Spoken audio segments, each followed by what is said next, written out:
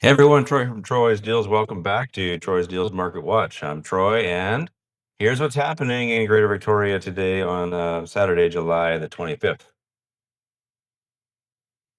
So let's go over the numbers. Let's just go right into it, guys. Where are we? Here we go. All right, let's get right into it. So there were 16 new listings today, 14 pending, 13 decreases, uh, no increases today. Nothing came back on the market, nothing sold. 12 expired. So that's the stats for today. Let's take a look at one of the lists that you might get. Let's take a look at these expired listings. So expireds are great listings to kind of send you because sometimes they've been expired for a long time and the seller still wants to sell, but they don't want to be on the MLS. I can always reach out to that agent and the previous listing agent and see if we can't get a tour through that place. So here's the email that you're going to get. Pretty wild. Shows you all the thumbnails and stuff. And if you want to see all of the properties, you just click right there and it'll take you right to everything that you want to see for an area that we set up for you with your own custom list. So we can get the expired listings, we can get the foreclosed listings, I can get you that list. I can get you if you wanted condos in Langford, you wanted condos in Colwood, if you wanted a townhouse in Saanich, if you wanted a home on the peninsula out in Sydney, North Saanich, we can set you up with a custom list for whatever type of property it is that you want, which is pretty darn cool. Now, I wanted to talk to you a little bit about what you need to do. That my three top tips for sellers in today's market, especially today's market with being a buyer's market, you need to be ahead of everybody. And here's my three top tips to help you get top dollar for your listing in a marketplace that is a buyer's market right now. Declutter and depersonalize your space. Get rid of all the stuff on the kitchen counters, like the toaster, the blender, all that stuff. People don't want to see that. They want to see clear, open countertops. They want to see nice, clean grout, and they want to see nice, clean caulking all around the sink area. And that applies to your bathrooms as well. Keep them super clean. Get the glass, the mirror shined up, all that kind of stuff. They want to come through and they don't want to see all your personal effects. They just want to imagine their stuff in your home. So I always say less is more. Make the windows, open them up, move the furniture away from the windows. People love lots of natural light to come through.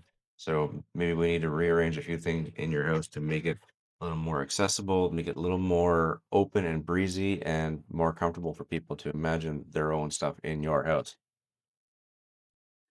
Now, let's talk about curb appeal. This is another really important one because you've got well, the buyer within the first 10 seconds, they're gonna know what kind of proper, like kind of care that you take of your property just by driving up. They don't even need to drive in the driveway to see this. So you got 10 seconds for that curb appeal. So mow the lawn, trim the bushes, make sure the flower beds and everything are all tidied up, especially in the backyard too. Keep your deck nice and clean. Clean around the barbecue area. Have a nice table and chairs and settee out there. Just keep everything nicely staged. You want this place to look like $1,000,000. So make sure the windows are clean. If the house needs to be pressure washed, have it pressure washed. Clean the gutters out. Clean off the roof. Get rid of the moss that's on there.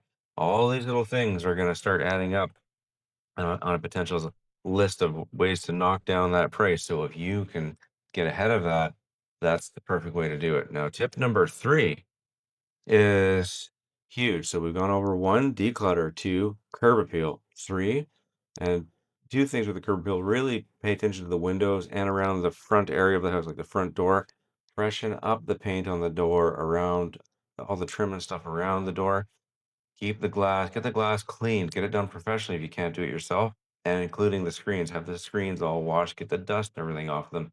And do the windows on the inside too, because that's really important. You want all those tracks. You don't want any mildew or mold stains in there. Get the tracks all nice and clean. It's going to go a long ways. Now, step number three, my tip number three, I should say, is you want to fix the small stuff. And the way to find the small stuff, because the small stuff could be big stuff to a buyer, fix the small stuff. And the way to do that is to get your own pre-sale inspection done with a reputable company. And they will go through, same thing as if they were working for a buyer, they're going to go through and they're going to find all of the faults with your home. And trust me, a $500 expense on your end could be a buyer's way of trying to get $5,000 off the purchase of their home because they're going to say, well, you didn't really take care of this. So what else is there wrong with it?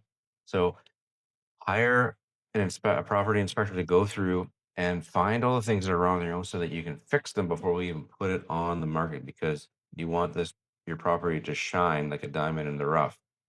And the way to do that is to make sure everything is all clean and shiny and looking organized and presents well to a buyer that's coming through there. So that's all I got for you today, folks. Stay tuned for tomorrow. We'll have the tomorrow's deals and we can go from there. Hope you're having a great day. Talk to you later.